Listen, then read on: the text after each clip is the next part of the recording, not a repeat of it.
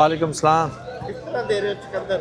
चुकंदर 100 रुपये किलो। 100 रुपये किलो? ये तो जी। रेट ही महंगा हो गया ना। ये नहीं अली, इस गर्मी में महंगा होगा अभी।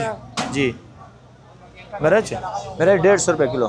150 रुपये किलो? जी। दोनों 150 ही? जी और पुदीना? ये 50 का 6 5 और ये 50 का 3। बताते जाओ बस सारे रेट। ये 50 रुपये गड्डी। ये प्याज है, ये भी 50 रुपये गड्डी। ये लाल लाल मूली है ये कितने? 50 रुपये। ये सोया? ये सोया है, ये 100 का 5। ये मेथी है 100 का 4। ये 10-12 धनिया है, ये 100 का 3। ठीक है। और ये है सरसों का साग, सरसों का 50 रुपये गड्डी। ये है कड़म का साग 50 रुपये। ये है पालक 100 का 3 गड्डी। जी। और ये है ब्रोकली है, ब्रोकली कितना?